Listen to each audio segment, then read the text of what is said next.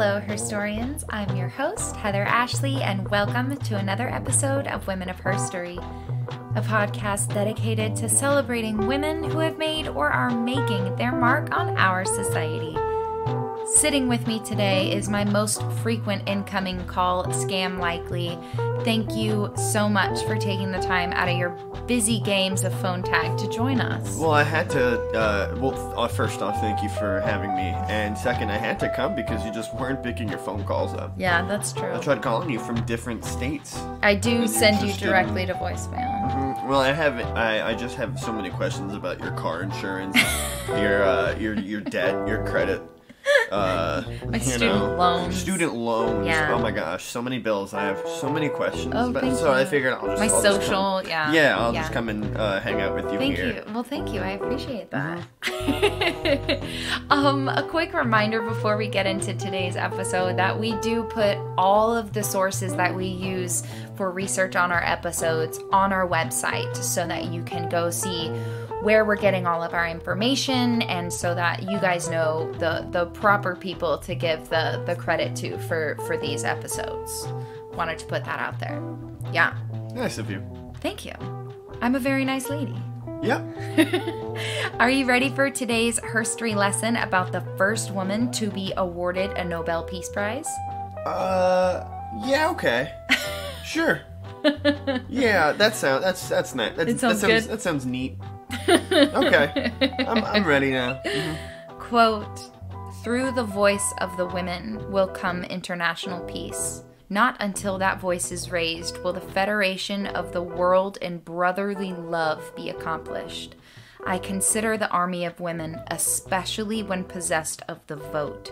I consider this army predestined to win the battle which this generation has begun against the systematic massacre called war." It sounded very like a monologue from Lord of the Rings. It was very inspiring, you know. That was like it's a call to arms. It's a call to action. Oh, exactly. Yeah. I also love that terminology. That term, a call to arms / a call to action. Mm-hmm. But yeah, no, that was very visually moving. Mm-hmm. I saw like the emotion that they were trying to emit. Mm-hmm. Born Countess Kinsky in Prague on June 9th, 1843, Bertha was brought up in an aristocratic society of militaristic traditions. And she was a Gemini. Oh, boy. Know Geminis. Us Geminis. Her father was a field marshal who died before she was born, and she was the granddaughter on her mother's side of a cavalry captain. She was raised by her mother to blindly follow the ideas of militarism being superior, which she did for the first half of her life. For the last half of her life, she vehemently opposed such ideals. As a child, she studied languages and music, even wanting to pursue a career in opera for some time. She could be found with her nose in a book at any given moment. She enjoyed an active social life and was fortunate to be able to enjoy travel as well.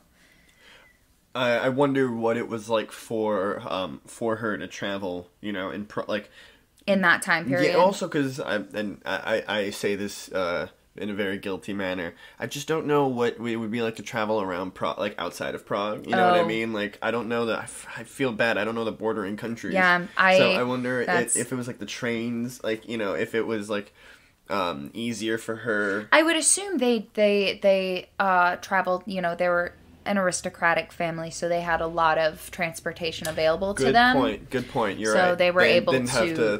They didn't really have to worry about it. As common civilians. Her mother never remarried after her father's death, and the small family were living off of his military benefits. Not wanting to impose upon her mother anymore, Bertha took it upon herself at the age of 30 to get a job in Vienna as a teacher companion to 4 daughters of the Suttner household. Cool. Yeah. It was here that she would meet her future husband, a brother of Bertha's charges and a man 7 years her junior. She fell head over heels. Aww. I know. She wanted to be professional, And in 1876, she left for Paris to become Alfred Nobel's secretary. Whoa. That's right.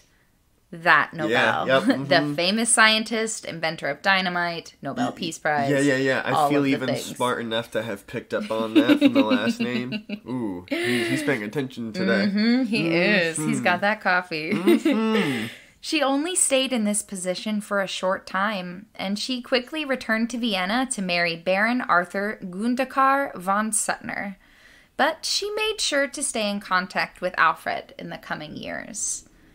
The Baron's family did not approve of this union. They found it inappropriate for an older woman to be married to their son, unsure of her motives.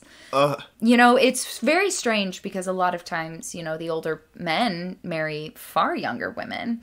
But, she's 30, he's 23, that's not that. But in the reverse was perfectly common, but it was just inappropriate. And you're like, shut up. That's so weird, yeah. The young newlyweds left for the Caucasus to start their lives together. They earned sometimes a strange living, giving lessons in language, music, and writing for the next 9 years. Wow. Yeah. Quote, after the verb to love, to help is the most beautiful verb in the world. It was here that the Baroness Bertha began churning out a series of novels. Now, these pronunciations are going to be a little rough. I'm trying. The first titled Es Lobos. Yes, Es Lobos, I guess, if it's an Austrian Germanic, right? Mm-hmm. So the first titled Es Lobos, a collection of 4 novels that described the couple's life together. She then wrote what is considered her first serious novel. It is called Inventarium einer Seele, Inventory of a Soul.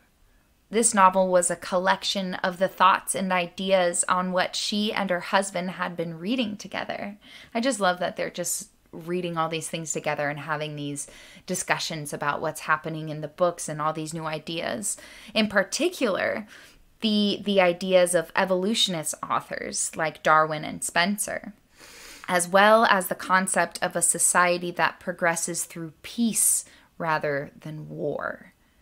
Quote, how can justice be attained when in the expiation of an old wrong, another wrong is to be committed? No reasonable creature would conceive of the idea of obliterating ink stains with ink or spots of oil with oil. Only blood must be washed out with blood. Which is giving me chills to think about. So, I don't know how many people at that time shared similar thought processes, where it's like they were both on the same wavelength, and let alone to be in a relationship, to be in a coupling like that. And I'm trying to think, imagine they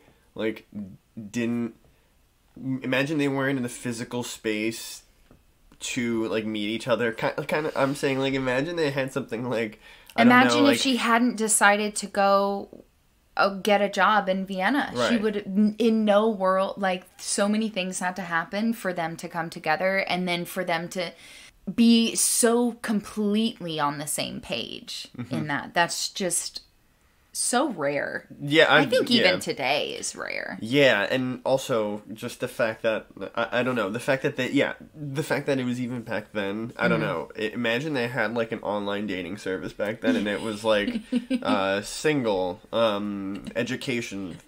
Yes? Question mark? 3 years. Or interests, progressivism. Yeah. Interests, evolution. Yeah. Evolution, peace, not war. And everyone's like, what decade are we in? What happened? Yeah. It's so silly. The Baron's family finally came around to their marriage, and the couple returned to Austria in 1885. It was here in Austria that she wrote most of her books and novels. I feel like they were okay, you've been together for 10 years and nothing bad has happened. You're still very much together. We'll come around, they're we're okay with it now. Yeah. Their lives were centered around literature. And then, Through a friend, they learned about the International Arbitrations and Peace Organization in London, as well as similar groups and organizations around Europe that were actively operating objectives based on the ideals she and her husband had been adopting. That must have been, like, beautiful to have seen. Oh my God. It must have Arbitration, been, like, music to my peace, ears. yes. She said, She's like, oh my God, there's more people This is thinking their about life. peace should be in place of the armed forces. And that's not to say that they don't support the people who are in the armed. It's the bigger picture that they're like, this doesn't make sense. Yeah, right. It's like, we'll support these people who are putting their lives on the line, but why are they putting their lives on the line? Right. Why do they need to? That's, yeah. She started work on her second book series, Mas Maschinenzularter. Super wrong. Sounds like a classic. The Machine Age is what that translates to, which was published in 1889. This work criticized the increasingly mechanical advancements and aspects of the time. It was one of the first books to foretell the result of exaggerated nationalism and armaments. Oh. Yep. Major political conflicts were beginning to bubble up all around Europe. And she's like, guys, we got problems. Yeah, the one woman in the room that's like, hey, excuse me. And then all the men are just like, shh, be quiet. Like, you know, you're not. And it's just They're like, are you kidding you me? don't get it. This is the answer. I Yeah. literally have the answer. Yeah. You're asking the same question, Yeah. and I have the answer. And then they're like, no, we need more questions. Yeah.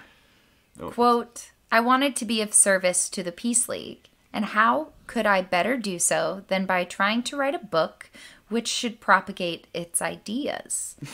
And I could do it most effectively, I thought, in the form of a story. One where the heroine suffers all of the unimaginable horrors of war. She did careful research on current issues and wars of her own time. Thus, Die Waffen nieder, Lay Down Your Arms, was written. It was published in late 1889 and made a massive impact on the reading public. From that moment on, she was recognized as an active leader in the peace movement. Her time, energy, and writing was devoted mostly to peace. She attended peace meetings and international congresses. She helped to establish peace groups, recruited members, went on lecture circuits, and corresponded with people all over the world. Lay Down Your Arms was published in 37 different editions and translated to 12 languages. It explores the ideas of diplomacy, international conflict resolution through arbitration, logic of war and peace, the role of scientific education and dialogue, and the establishment of a union of European countries to end war and build prosperity. She foretold Oh the my European God. Union. She did. She was like, I think everyone's going to get together at some point and collectively like organize, and they're all like, that's ridiculous. Yeah. And it actually happened even several times before the EU, just because of the two great wars. There was always like an allied group of, there's always like one, Right. That's so interesting. She was influenced by the writing of Immanuel Kant, Henry Thomas Buckle, Herbert Spencer, Charles Darwin, and Leo Tolstoy. Oh. Who actually commented on the impact that Lay Down Your Arms, like what it meant to the peace movement and to the world at this time. That's cool for her, like someone that she idolized or someone she looked up to like reflect do it. positively on her work. Yeah. Bertha had a busy year in 1891. She helped form a Venetian peace group, initiated the Austrian Peace Society, of which she was a longtime president of. She attended her first International Peace Congress, and she started the funds needed to establish the Bern Peace Bureau. Quote, the stars of eternal truth and right have always shone in the firmament of human understanding. The process of bringing them down to earth, remolding them into practical forms, imbuing them with vitality, and then making use of them has been a long one. She's just, giving me chills words all day. of wisdom. Oh my gosh. She didn't slow down in 1892. She and A.H. Fried started the peace journal Die Waffen nieder. She was the editor of this publication, because of course, until the end of 1899, when it was replaced by the Friedenswort, which was edited by Friedenswort. Yeah, I'm trying. I looked him up. I still don't do well. She regularly contributed articles on current events for this publication until she died. So she's like, wow. You're changing it. It's your central thing now. That's fine. Not even mad about it. I'm going to contribute when you want me to, literally forever. Yeah, that's great that she was able to still be a part of the process for as long as she was. Yeah. And that they allowed her to also. Yeah, that they were like, yeah, I think you should be part of it. Yeah, exactly. Throughout her life, she kept in touch with Alfred Nobel and promised to keep him informed on the progress of the peace movements and worked to convince him of its effectiveness. Wow. The Baroness no doubt felt validated in her efforts when she received a letter from him in January of 1893 telling her about a peace prize he had hoped to found. Oh my goodness. After his death in 1896, his will revealed that he had in fact established it. Bertha is often credited with inspiring Nobel with her tireless efforts to bring about peace with impactful speeches that weren't empty words but full of action. What a world we live in. That's so cool. Nobody knows that. I didn't know that until I was researching. She's why. She convinced him that the peace movement works. Oh my goodness. Quote, Alfred Nobel believed that social changes are brought about slowly and sometimes by indirect means. Which is so true. Yeah. The Baroness and Baron worked to bring in support for the Tsar's manifesto and the Hague Peace Conference in 1899. She again arranged public meetings, formed committees, and lectured. She sent accounts of the conference to New Free Press and to papers around the world. The following year, she wrote articles and initiated a meeting to popularize the idea of the permanent court of arbitration set up by the conference. I love that she's not just attending or just lecturing. She's like, and that could even be like enough. I would write an episode about somebody who did that, but she is like taking it, pushing this movement. She's taking it far, she's like at the forefront, which is. I mean, it's important to have someone like her, like a figure like her, I should say, figurehead like her, Absolutely. kind of demonstrating this. Mm-hmm. When her husband died in 1902, Bertha was utterly heartbroken. But she pressed forward and continued the work the two had dedicated their lives to, his last wishes being that she do so. Oh. That's so sad, and even still his thought process like for life after death was for her to continue their work. Exactly. He was like, please keep going. Like, you know what you're doing. You can do this. You're so good. Ugh. In 1904, she spoke at the International Congress of Women in Berlin and then retired in Vienna. She only left to go on peace missions. And at this point in her life, she was exclusively writing on the cause of peace. Quote, the instinct of self-preservation in human society, acting almost subconsciously, as do all drives in the human mind, is rebelling against the constantly refined methods of annihilation and against the destruction of humanity. Bertha von Suttner became the 5th person and first woman to receive the Nobel Peace Prize in 1905. It proved to be good timing financially as well. Bertha was often considered to be sharing the leadership of the peace movement with Frederick Passy, the French economist and recipient of the Nobel Peace Prize in 1901. I mean, I would like to think that, what she delivered, I mean, I know that what she delivered was different and just as impactful. Not to put him down, but also, like... they were thought of as just like the leaders. They're just like, you two are doing this at the same time. You're working together and not against each other, which is so telling of the movement itself. They're not in competition. They're not threatened by each other. Definitely not in competition. who had it harder? Her. Oh, so who like okay, they're on the same playing field, but like not really. Right. But like, you know they're what only, she had to work just as hard to be considered an equal. Yeah. Like, and that's not even a bad thing, No. but his plight was nowhere near as hard, and I think she should get almost she should have gotten the first one just because, like, she should she's get why just it's as there. much recognition. Yeah. Yeah, I think yeah. she should get just as much recognition, you know. Suttner played a prominent role in the Anglo-German Friendship Committee formed at the 1905 Peace Congress. She warned about the dangers of militarizing China and rapidly developing aviation as a military instrument. She provided lectures, articles, and interviews to the International Club, which was set up at the 1907 Hague Peace Conference to promote the objectives among the conference delegates and the public.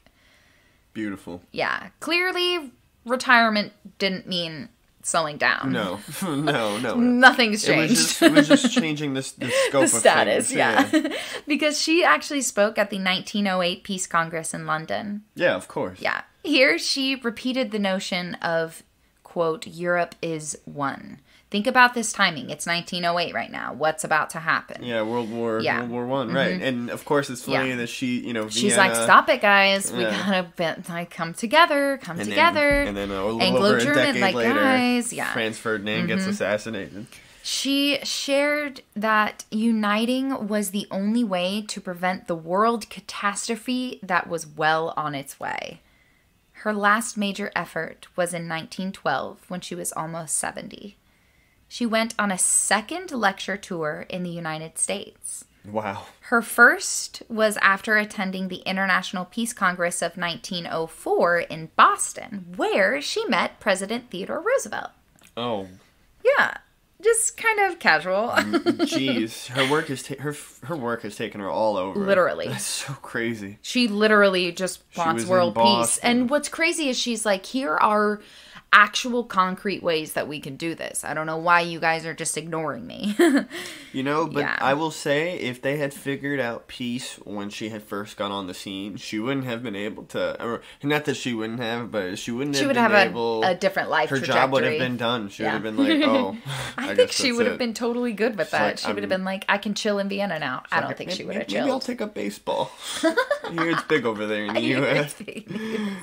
Maybe I'll join Effa Manley over there. She's doing stuff. In August 1913, already showing signs of grave illness, she spoke at the International Peace Congress at The Hague. Here she was honored as the Generalissimo of the peace movement, aka the commander, which I love. Generalissimo. Which I love that they use these militaristic terms there and they flip them on its head. You know, where they're like, we have also a commander. That sounds like, it's a very different situation. It sounds like a fast general, like Fortissimo, Generalissimo. Wow. He said, "Oh, she's gonna be quick and she's gonna move like lightning. She will strike, Generalissimos." Quote, "One of the eternal truths is that happiness is created and developed in peace, and one of the eternal rights is the individual's right to live." Ooh-wee. I know. In May of 1914, she took interest in the preparations being made for the 21st Peace Congress that were to be taking place in Vienna that September. All the while, her illness, which is suspected to be cancer, was rapidly progressing. Again, cancer sucks. Why is that two people in a row? That's so sad. Ugh. Baroness Bertha von Suttner died on June 21st, 1914. Just 2 months before the World War she warned and tried her best to prevent began. She asked to be cremated at Gotha and for her ashes to be left in the columbarium. The war ended the plans for the Peace Movement's Congress in Vienna, as well as the plans for a monument to honor Bertha. Today, I wanted to leave you guys with a quote that I'm using as a call to action. Let's live up to what Bertha saw when she went to America. Quote, "I am quite sure that from America will come the greatest help for the cause of peace. So, Oh. I know. Wow. Yeah. That's a great one to end on. You know? Yeah. So let's live up to that. And the only way we can start is here. Just here. Let's start here. There's not a whole lot I could say after that. You know, it's just like we let her down. Another great woman once told me, RESPCT. Tell me what that means to me. Yeah. And in a lot of ways, I don't know. Because the level of respect and peace and order has ranged so much from it's all over the place, and so it's awful. It's unfortunate. We can be we can be that. We have those tools. And what's crazy, I read that and I felt you know how when like your parents say they're disappointed in you, not that they're mad. They're not mad, they're disappointed. I felt like... I've never heard that before, personally. Oh, really? I was a perfect Oh, you're perfect. child. Yeah, I was... But no, do you know what I mean? Like, no, absolutely. Where that feeling, I read it and I was like, oh... It doesn't even have to be my parents. It could be the deli guy when I don't have 50 cents, like 50 cents more for like... And you just feel like you've disappointed him. And he's like, it's okay, and I'm just like, I wish I had 50 cents. Yeah. Like, I'm taking this on the chin. And that's how I feel with this. I was like, man, I can't believe we have not done at all what she saw. And here's the thing about her, though, is like what she saw, it's not like she made it up in her head. Like, she was doing these world tours, and when she came to America, both times, she was like, it's there, the possibility is there. That first quote that I opened with was actually in San Francisco at a women's peace congress. And she was like, you all have the right to vote right now. With you comes peace. With you comes the movement. With you is how we can keep progressing. So and she sees it. It's we're just not doing it. She sees it, then I'm it's confident. There. I'm confident. We just have to make those especially steps. You know, when you have an outside perspective and you see and you're able to say something like that, that means that they are coming from a place of even less. She sees the potential, there's like just more, or the capability to do more than what she has. And so no, I agree. Yeah. It's not wrong. It just hurts to completely agree with that, because every single day there's like a new thing. That. There's like 3 new things to like have to like to battle it and just be like, God, guys, get it together. Yeah. So she's a hero, though. Yeah. She's a hero. Amazing. Incredible woman. Incredible woman. Well, thank you, Herstoryans, for tuning in again. Subscribe, follow, make accounts for your stuffed animals and have them subscribe. Come back this Friday for an interview with peak performance strategist Abigail Ireland. In this interview, she tells us what Reboot the System means, what the Third Planet Collective is, and why she's passionate about the environment, and so much more. Follow us on MySpace. What?